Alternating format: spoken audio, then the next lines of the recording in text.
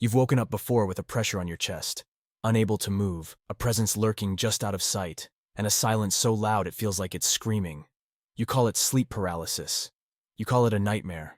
But what if it's not just a malfunction of your brain in the middle of the night? What if it's a visitation? A whisper from a being that has haunted the human psyche since the dawn of civilization. For thousands of years, cultures across the globe have shared eerily similar accounts. Men visited in their sleep by a shadowy woman, infants mysteriously taken in the night, dreams that bleed into reality with claws and breath and hunger. These stories are not disconnected. They form the shape of something ancient, something primal, something deliberately buried. Her name appears in shattered clay tablets, in the margins of forbidden texts, and in whispered curses passed through generations. She was the first woman, the first to rebel, the first to be cast out, not for evil, but for refusing to bow. Her name is Lilit, and she is not a fairy tale. She is a force that moves through dreams, through myths, through forgotten symbols, and through you. She is the manifestation of suppressed desire, of denied power, of the feminine that would not be tamed. She is not the devil, but she has danced beside him in the dark for millennia. To understand nightmares, to understand the dreamscape as a battleground of symbols and shadows, one must understand her. She is the mother of what we repress, the architect of the fears we never learn to name. She is not just a figure of legend. She is the echo of the unspoken, a mirror of everything we have refused to face. And tonight, we descend into that mirror. Because to speak her name is not just to summon fear. It is to begin to see clearly. And once you've seen her, once you've truly seen her, you will never look at your dreams or your darkness the same way again. The origins of Lilith stretch far beyond the pages of Abrahamic scripture and deep into the dust and fragments of ancient Mesopotamian civilization.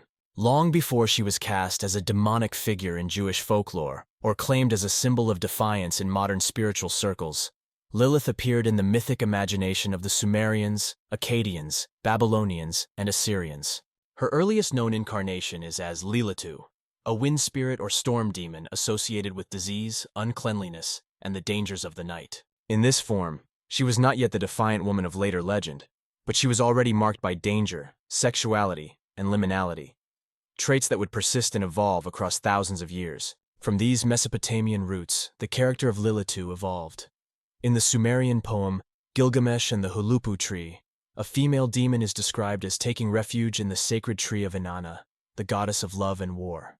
Though not explicitly named Lilith in the text, scholars often interpret this figure as an early precursor. She is portrayed as difficult to dislodge, powerful enough to challenge divine order, and resistant to removal even by a god. This myth encodes early associations between Lilith-like spirits and sacred femininity, resistance, and the violation of cosmic harmony, not as an evil per se, but as a disruptive force tied to feminine autonomy. It is in Jewish folklore, particularly during the early medieval period, that Lilith's identity crystallized into the form most familiar today. In the Alphabet of Ben Sira, a satirical and mystical work composed between the 8th and 10th centuries CE, Lilith emerges as the first wife of Adam. Created from the same earth as Adam, she demands equality. When Adam insists she lie beneath him, she refuses.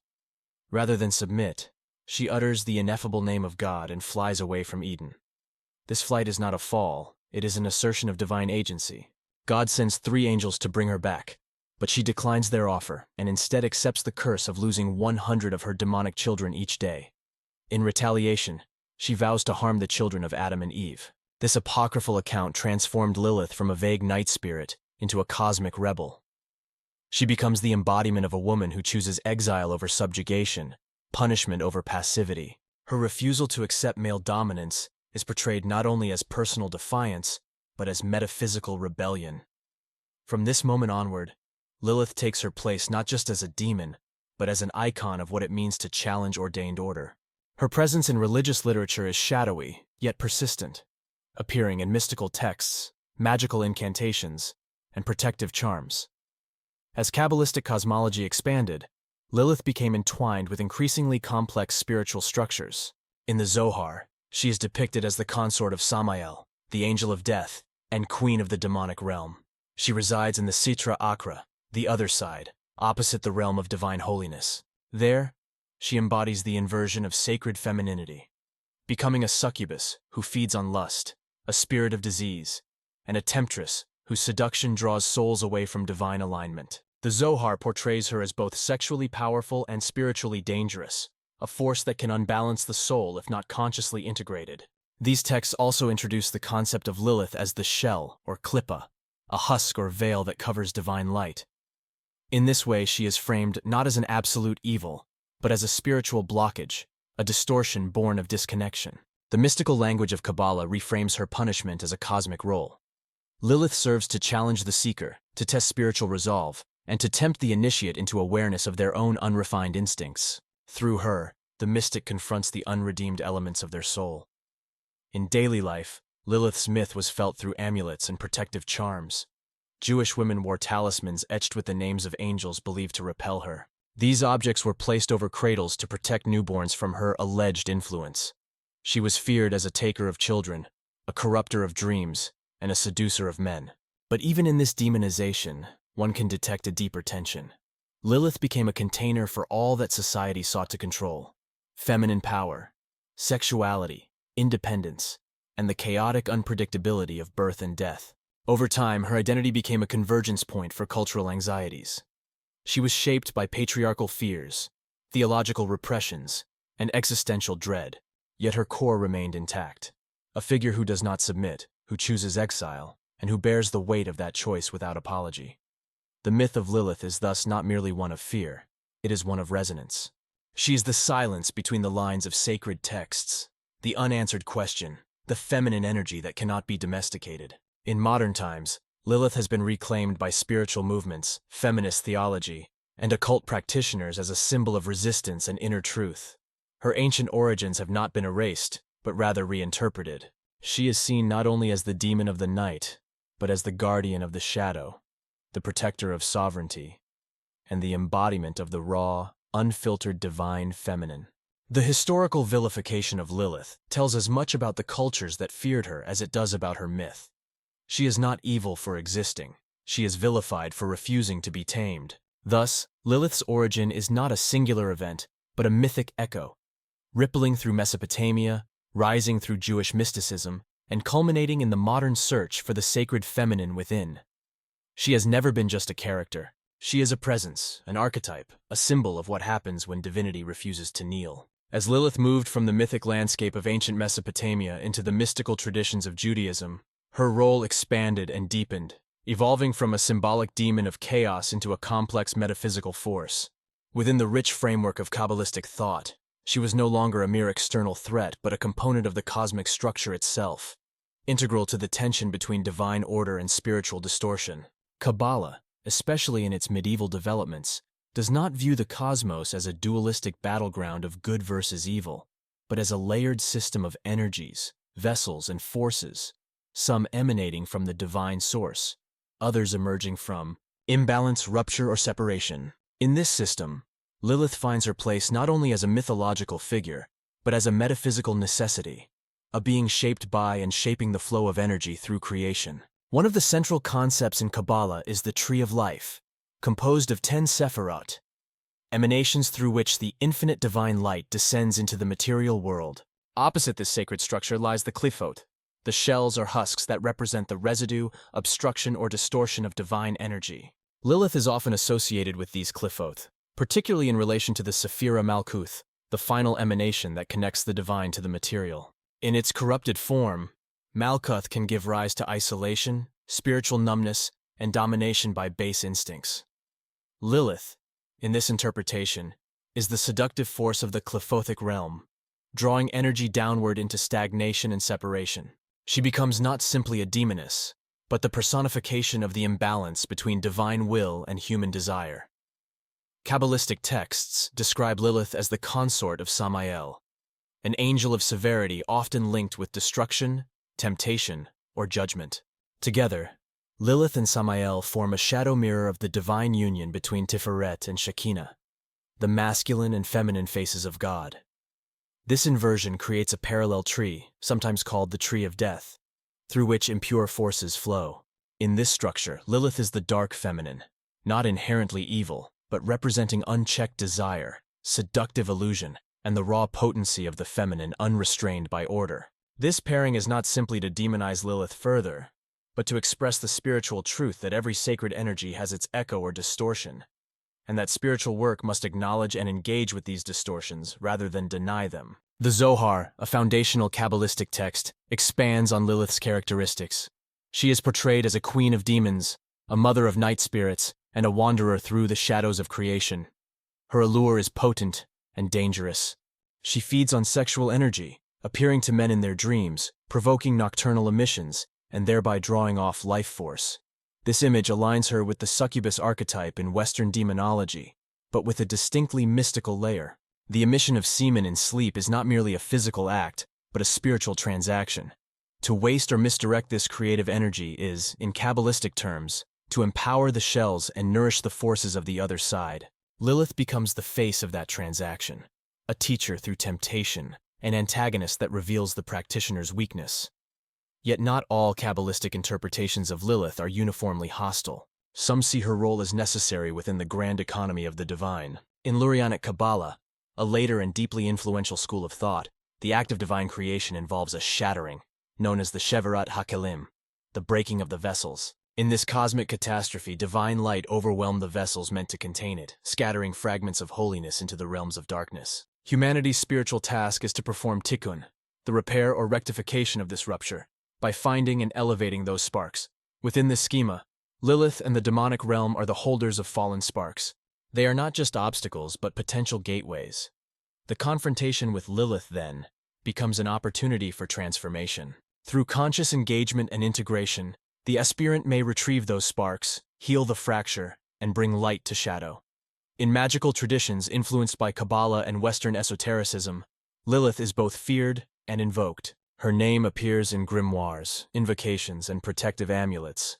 She is called upon in rituals involving sexual energy, dream work, and the exploration of shadow aspects.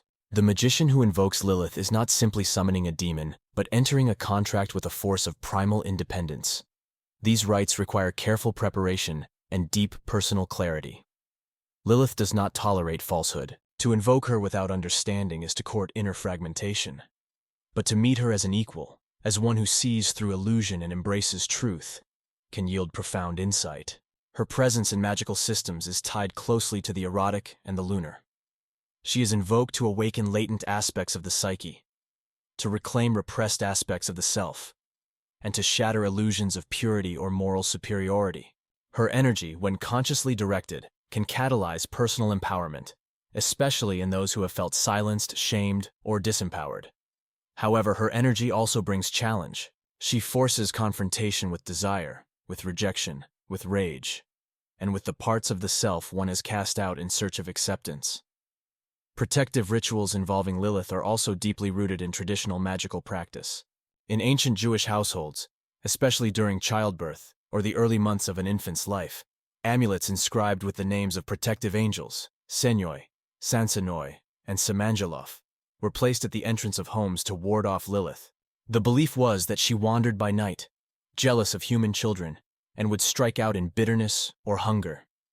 These rituals, though defensive in nature, testify to the perceived reality and proximity of her presence in everyday life. For the people who feared her, she was not just myth, she was imminent. In sum, Lilith in Kabbalah and magic represents both the threat and the invitation of unintegrated power. She is not evil in the dualistic sense, but disruptive, boundary-breaking, and revelatory.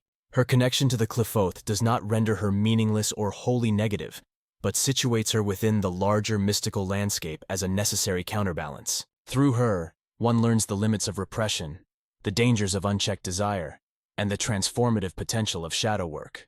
Her presence is a challenge to the initiate. Confront what you fear, integrate what you deny, and step into wholeness not by ascending away from darkness, but by descending through it with awareness. In Lilith, we find not just a demoness of exile, but a mirror of unclaimed power, a catalyst of gnosis, and a fierce guardian of spiritual sovereignty. As Lilith's presence evolved through myth, scripture, and mystical systems, she began to take on a form that transcended narrative. She became an archetype, no longer limited to her roles in specific religious or folkloric contexts. Lilith emerged as a psychological and spiritual force that lived within the human psyche and collective unconscious. She became more than a demoness, more than a historical figure of rebellion. She became a symbol, an inner presence that shaped how individuals, especially women, understand autonomy, suppressed desire, exiled power, and the consequences of refusing submission. In Jungian terms, she may be seen as a part of the shadow, the rejected or denied aspects of the self, particularly those that challenge established moral or societal norms. As an archetype, Lilith speaks to all people, not as an external entity, but as a mirror that reflects the hidden interior of the soul, especially the parts that have been deemed too dangerous, too wild, or too powerful to be shown. The archetype of Lilith expresses itself through several dominant themes. First, there is sexual autonomy. Lilith refuses to be dominated. She claims ownership of her body, her desire, and her agency. In a culture where female sexuality has long been controlled, punished, or hidden, Lilith rises as the force that reclaims it. She does not ask for permission. She asserts.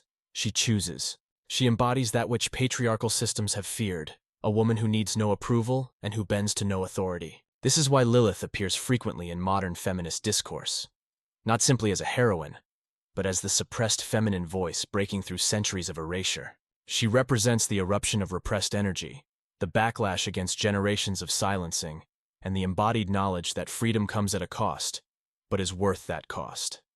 Second, Lilith carries the archetype of the outsider. She is the exiled one, cast out from Eden, removed from the established narrative, demonized for daring to speak and act outside the bounds of what was deemed acceptable. This exilic state gives her power, but also makes her dangerous. The outsider archetype often becomes the vessel for collective projections, the fears and desires that mainstream society refuses to face. Lilith holds the grief of those rejected for being different, the rage of the unheard, and the sacred pride of those who choose solitude over false belonging. She teaches that being cast out is not the end, but the beginning of self-definition. Third, Lilith functions as a symbol of forbidden wisdom. In many traditions, the feminine is linked with intuitive knowledge, earth-based mysteries, and the cycles of birth, death, and transformation. Lilith's association with sexuality, night, and the moon aligns her with this deeper gnosis.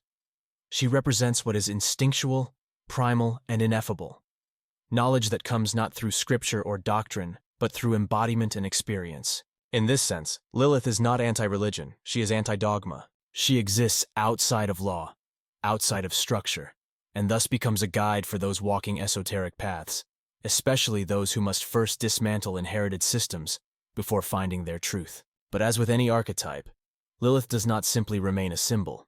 She begins to shape energy.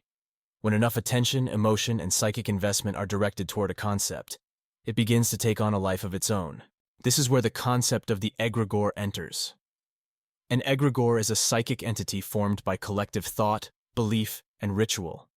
It is not necessarily a conscious being, but a field of energy with intention and influence. The more people feed it, through fear, worship, visualization, or invocation, the more autonomous and powerful it becomes.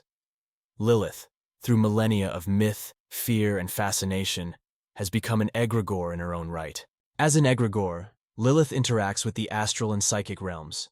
She is invoked in rituals not only as a symbolic force, but as a presence, responsive, powerful, and transformative. Practitioners report visions, dreams, synchronicities, and emotional upheavals following rituals in her name.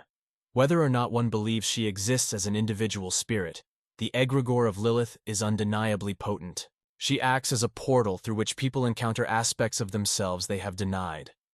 Desire, rage, independence, sexual trauma, and unexpressed power. To call upon Lilith is to invite disruption, but not chaos for its own sake. She does not destroy meaninglessly. She destroys illusion, dependency, and false morality.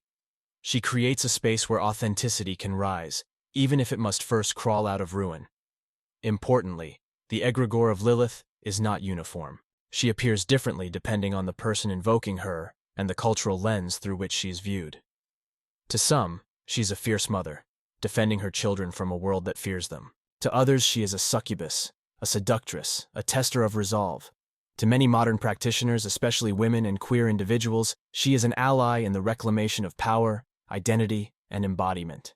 This multiplicity does not weaken her, it strengthens her. It reflects the fractal nature of archetypal energy, which does not adhere to singular form, but adapts to the psyche engaging with it. Engaging with the Lilith egregore requires discernment. As with all powerful symbols, the energy can overwhelm if approached naively. She will show the seeker their own wounds. She will strip away masks. She will ask what you truly want, and whether you are ready to carry the consequences of claiming it. But for those who are willing, who approach with respect, integrity, and a willingness to meet themselves fully, Lilith becomes a profound ally. She offers the kind of liberation that cannot be bought, taught, or inherited. It must be earned through descent into the self. Thus, Lilith as an archetype and egregore bridges the psychological and the metaphysical. She operates in the psyche as a symbol of the repressed feminine, the cast out, the wild, and the wise. She moves in the astral as a field of energy, as a presence that responds to invocation and intention. And in culture, she rises again and again, whenever systems become too rigid, whenever power silences truth, whenever someone dares to speak when told to be quiet. She is the voice in the wilderness, the shadow in the mirror, the breath that remains after the scream. To work with Lilith is to say yes to your shadow, yes to your fire, yes to the truth that power is not granted. It is taken back. And in that moment of reclamation, when the chains fall and the voice returns, Lilith smiles, not as a demoness triumphant, but as the part of you that never stopped waiting to be seen. As the figure of Lilith extends beyond myth and archetype into the lived experiences of the unconscious mind, her connection to dreams, and more specifically, nightmares, becomes unmistakable. Throughout history, the night has been both feared and revered, seen as a time when the boundary between the visible and invisible worlds thins, when spirits walk and the psyche speaks in symbols. It is during sleep that the conscious mind surrenders its grip, and in this liminal vulnerability, Lilith is said to move most freely. In ancient texts and oral traditions, she is not only a demoness of the night, but a being who actively intrudes upon the sleeper, stealing breath, provoking lust, invoking terror. Her realm is the space between waking and dreaming, the uncanny moment when sleep paralysis takes hold, or a vivid nightmare leaves a lingering presence. Across cultures and epochs, this experience has remained eerily consistent. A shadowy woman entering dreams, a weight on the chest, an overwhelming sense of presence. These symptoms are now labeled clinically, but long before they were pathologized, they were personified. They were named. They were called Lilith. Sleep paralysis is among the most common forms of nocturnal experience attributed to Lilith in occult and folkloric traditions. The individual awakens, unable to move, feeling pressure on their chest, often accompanied by the sensation of being watched. Sometimes a dark figure looms, sometimes whispers are heard, and in rare cases a seductive or threatening female form appears. In scientific discourse, this is explained as a neurological hiccup in the REM cycle, but for those who experience it, the phenomenon feels far more visceral, an intrusion, not a misfire. It is in this space that Lilith is said to operate. She does not come to the rational mind, but to the dreaming one, where archetype and egregore blend with personal memory and fear. In occult perspectives, sleep paralysis is not merely dysfunction. It is a psychic threshold, and Lilith, the threshold walker, stands at its gate. Historically, this connection to dreams has been used to explain and frame a wide range of night terrors. In ancient Mesopotamia, Lilitu and related spirits were said to cause feverish visions and night disturbances. In Jewish folklore, Lilith was believed to attack newborn infants in their sleep, which led to the widespread use of protective charms and angelic invocations over cradles. The danger she posed was not metaphorical. It was felt as real, immediate, and threatening. New mothers were given amulets bearing the names of angels like Senoi, Sansanoi, and Samanjaloth, thought to drive Lilith away. These protections were not symbolic reassurance, but existential necessities in a world where dreams bled into waking and the invisible had teeth. Even in modern times, the imagery persists. The idea of the night hag, the succubus, the shadow woman at the foot of the bed. These are all contemporary masks of an ancient presence. In lucid dreaming circles, the figure of Lilith arises unbidden, particularly during explorations of erotic or forbidden dreamscapes. Some report being seduced, others report being drained, but nearly all describe the encounter as intense, beyond normal dream logic, and charged with both attraction and fear. In magical systems, dreams are a powerful realm for contact and transformation, and Lilith as dream visitor becomes both guide and tester. She does not offer comfort. She offers confrontation. Through nightmare, She shows the dreamer what they most fear to see, themselves stripped of illusion. The psycho-spiritual dimension of this cannot be overstated. Nightmares involving Lilith, or her symbolic equivalents, often reflect the surfacing of repressed material, unacknowledged desires, buried trauma, unresolved grief. She acts not only as a tormentor, but as a psychic excavator. Her presence in dreams brings heat, pressure, discomfort, forcing the dreamer to examine what has been pushed into the dark. In this way, Lilith becomes a catalyst for inner alchemy. The nightmare is not a punishment, but an initiation. To awaken in terror is to be shaken from numbness. To face her in a dream is to be invited into depth. In esoteric traditions, specific rituals are designed to interact with the dreaming mind and the beings that inhabit its terrain.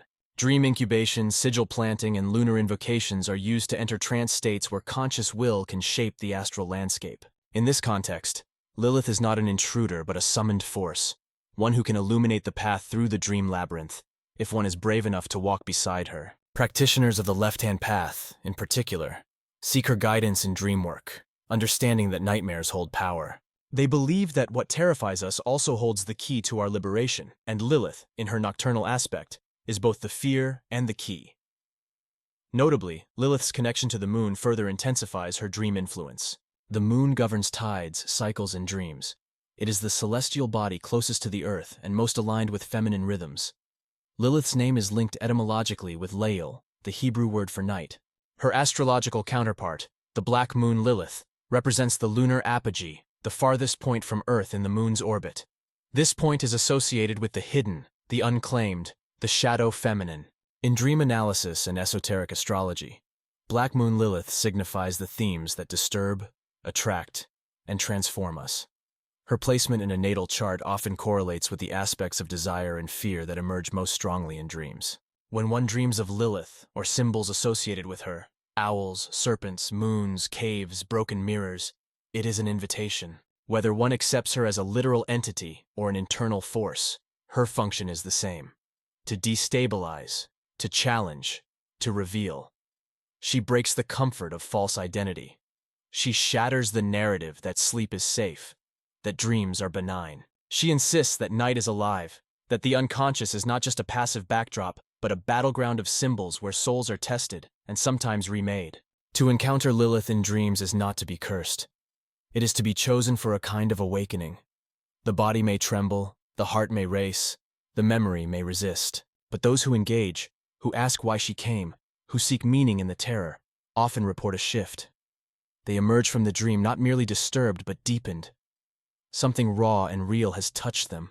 Something ancient has reminded them that freedom, especially the inner kind, must often pass through fire. And in the fire of nightmares, in the heat of the unseen, Lilith waits, not to devour, but to deliver. Her presence in our dreams is not arbitrary. It is earned. It reflects readiness.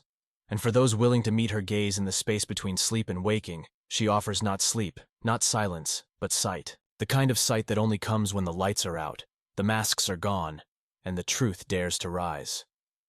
In modern times, Lilith has undergone one of the most profound cultural and esoteric resurrections of any figure from ancient myth.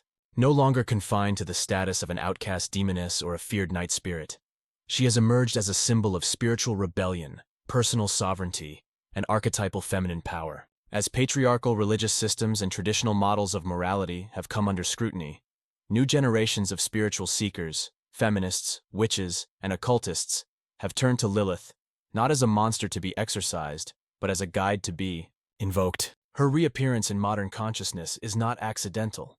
It reflects a collective need to reclaim the aspects of self and spirit that have long been suppressed, ridiculed, or demonized. Lilith's mythology, once used to frighten or control, is now being read as a narrative of empowerment. Her refusal to submit, her embrace of exile, her sensual autonomy and refusal to be silenced, all resonate deeply in a world where the structures of authority are being re-examined and often rejected. In modern witchcraft and left-hand path traditions, Lilith has been embraced as a patroness or spiritual archetype. She is seen not merely as a character from myth, but as an energy, an animating force that can be worked with ritually and psychologically. In many magical systems, practitioners engage Lilith through invocations, offerings, pathworkings, and dream rituals. These practices are not just symbolic but experiential. They allow the practitioner to contact the egregoric and archetypal current of Lilith in a direct, transformative way. Rituals invoking Lilith often focus on liberation from oppressive systems, healing of sexual trauma, reclamation of inner truth, or embracing the shadow self. Her role is not to comfort, but to confront. She opens the door to one's most forbidden truths and demands that the practitioner own them without shame. In feminist spiritual circles, Lilith has become a goddess of the marginalized. Her image appears in artwork, poetry, ritual practice, and even academic theory. She is celebrated as the original woman who said no to patriarchal structure, the woman who left paradise rather than endure subjugation. For many women, especially those who have experienced repression or violence, Lilith's story is a mythic mirror of their own struggle. She represents the feminine in her uncompromising form, sensual, intuitive, instinctual, and free. This interpretation reclaims what was once used to demonize female power and sexuality and repositions it as sacred.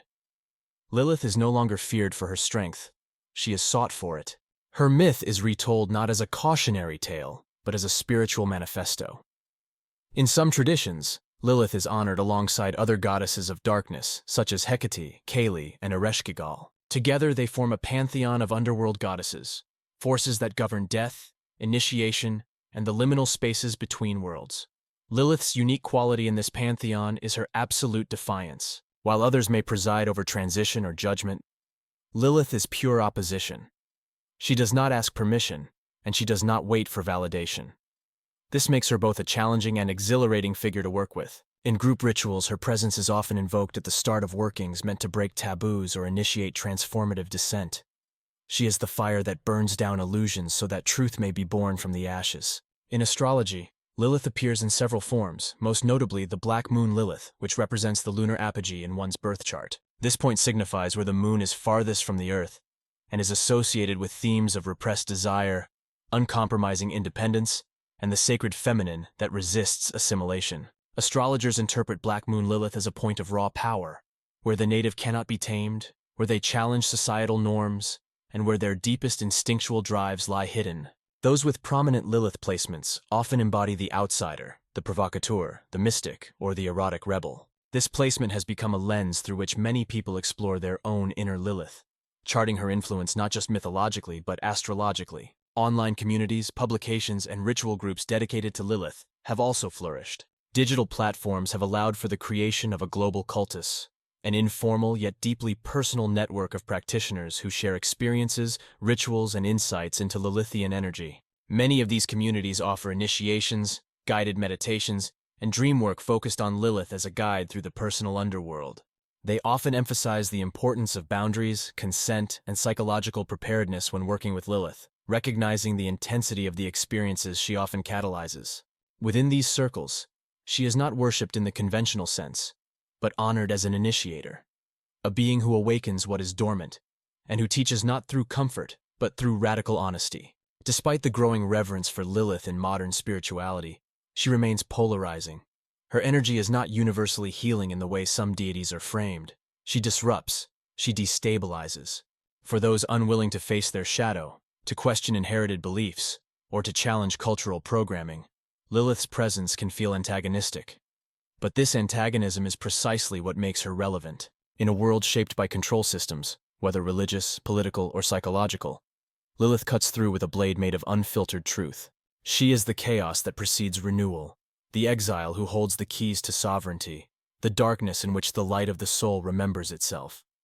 Modern occultists caution that working with Lilith is not a casual endeavor. She responds to clarity and courage, not fear or fantasy. She demands presence, integrity, and readiness. Initiates who approach her with ego or manipulation often find themselves facing internal collapse, an unraveling of the false self. But those who approach with reverence, with the willingness to transform, often discover profound empowerment. Lilith teaches not by doctrine but by experience. She reveals the raw, the forbidden, the beautiful, and terrible aspects of the self, and demands that nothing be hidden. Ultimately, the modern interpretations and cult of Lilith reflect a collective evolution. We are no longer content with stories that define us through obedience and submission. We seek symbols that honor complexity, that celebrate defiance not as sin, but as sacred. Lilith's return is a sign of the times, a signal that the collective unconscious is ready to engage with the wild, the wounded, and the wise within us. She does not offer a path free from pain, but she offers one rooted in truth. And in a world drowning in illusion, that truth is a rare and precious thing. Lilith stands not at the center of the temple, but at its threshold, and to step across is to accept the fire, the exile, and the freedom she represents. The path of working with Lilith, whether mythologically, archetypally, or magically, is not a safe one. It is not designed for comfort, nor does it promise clarity, closure, or conformity. Instead, it is a path of rupture, risk, and revelation. To engage with Lilith is to invite exposure, to have the deepest, most concealed parts of the psyche pulled forward into the light, even when they come kicking and screaming. This is why she has long been feared, misunderstood, and intentionally buried by spiritual and societal structures.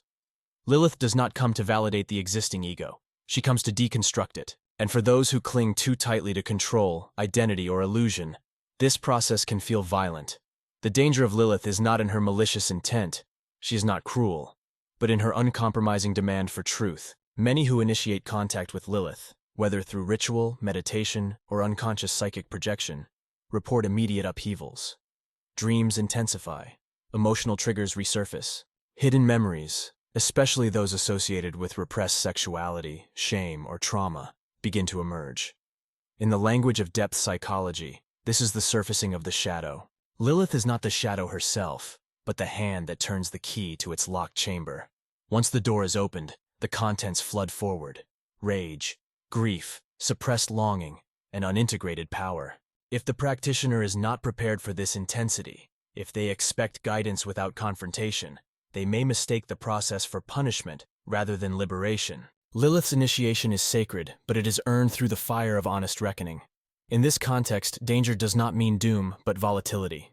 Working with Lilith is inherently destabilizing because it interrupts the unconscious agreements we make with the world: to be acceptable, to remain small, to prioritize harmony over authenticity. She exposes the lies we tell ourselves and demands we speak what we've never dared to voice. This may unravel relationships, challenge belief systems, and push the practitioner into liminal spaces, states of in-betweenness where the old no longer fits, but the new has not yet emerged. This existential limbo, a kind of symbolic death, is at the heart of every true spiritual transformation. And it is precisely here that Lilith's power lies, in the refusal to numb or bypass, in the insistence that healing only occurs through full confrontation. Yet this confrontation is not without guidance. Lilith does not leave the seeker stranded in darkness. Instead, she waits in it, inviting those who have the courage to sit still in their own chaos. She is not a deity of instruction, but of intuition. Her guidance is not spoken, but felt, in the gut, in the dream, in the pulse of awakening desire. She speaks through symbols, synchronicities, and instinctive knowing. And when the seeker begins to listen, not with the mind but with the soul, they begin to realize that what was feared as destruction is actually the first stage of self-possession. Liberation through Lilith is radical because it defies external validation. There are no certificates, no hierarchies, no benchmarks. Her path is deeply internal, measured only by the extent to which the individual can claim and integrate all parts of themselves, especially the parts that have been vilified. This includes sexuality in its full spectrum, anger without apology, desire unmediated by shame, and intuition unfiltered by logic. To walk with Lilith is to stop seeking permission and start living from the core, raw and real. In this way, her liberation is not rebellion for its own sake, but a return to the original, undivided self. And yet, it is not easy to stay there. The pull of the old world is strong. The desire to retreat into comforting structures, to reattach to stories of worthiness and control, to silence the wild inner voice, these urges do not vanish. This is why Lilith's path is often cyclical. One descends, confronts, reclaims, rises, and then begins again, deeper each time. Integration is not a moment but a process. The shadow is not conquered, it is befriended. And in this friendship lies the greatest gift Lilith offers: wholeness. Her relationship with the shadow is what makes her so potent in modern psychological and spiritual work. The shadow, in Jungian terms, is the repository for all aspects of the self that have been repressed, denied, or rejected. It includes not just negative traits like jealousy, aggression, or selfishness, but also positive aspects, gifts, desires, instincts that were cast aside to maintain social belonging or moral purity. Lilith challenges the very act of repression. She teaches that what is buried is not gone, only distorted, and what is distorted must be brought back into the light if the soul is to evolve. This is why Lilith is often linked with sexual healing. Sexuality, especially in patriarchal cultures, has long been a battleground of control, shame, and power. Lilith, as the figure who refuses sexual submission and claims her own desire, becomes a guide for those unraveling inherited scripts about their bodies, their pleasures, and their boundaries. Her presence affirms that desire is not sin, but signal, that longing is not weakness, but compass. She asks, "Where are you still afraid to feel? What parts of your body have you silenced? What truths have you exiled to remain accepted?" To follow her is to face these questions not abstractly, but viscerally. And the answers, though painful, are liberating. With each reclaimed truth, the seeker becomes more whole, less beholden to systems that thrive on fragmentation. This is not the comfort of false peace, but the empowerment of authentic presence. It is not a life free from chaos, but a life no longer ruled by fear of it. Lilith's greatest danger, then, is also her greatest gift. She strips away illusions, leaving the seeker naked before themselves. There is no room for pretense in her gaze. But for those who endure that gaze, who choose to see and be seen fully, there is a freedom unlike any other, a freedom that does not depend on circumstance, approval, or outcome, a freedom born of wholeness. In the end, Lilith is not just the shadow you fear. She is the fire beneath it, the voice you silenced, the power you forgot. And when you dare to reclaim her, not as a demon to banish, but as a force to embrace, you do not become something else. You become yourself, fully, finally, fiercely. And so, as we emerge from the depths of this descent, it becomes clear that the story of Lilith is not just a myth preserved in dusty manuscripts or a legend whispered through generations. It is a living current, a pulse that continues to beat in the psyche of anyone who has ever been silenced, shamed, or cast out for claiming their truth. Lilith does not belong to the past. She rises in every moment that defies repression. She breathes in every voice that refuses erasure. She waits not at the edge of nightmares, but within them, a fierce and unrelenting reminder that freedom has never been found through obedience, but through the courage to walk alone into the dark and return bearing fire. The journey we have taken through her many forms, demoness, exile, archetype, dream visitor, goddess, and initiator, was never about defining her.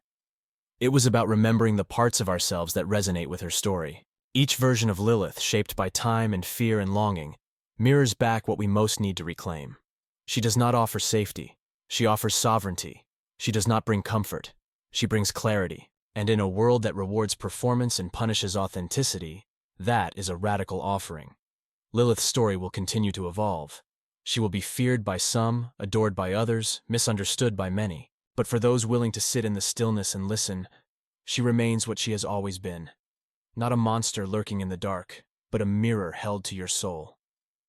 What you see in that mirror is not her judgment. It is your own reflection, and the question is not what she is, but who you are willing to become in her presence. As you return to your waking life, to the surface of consciousness and the demands of the ordinary, carry this with you. The shadows are not your enemy. The night is not your prison. What you have feared may hold the key to your becoming.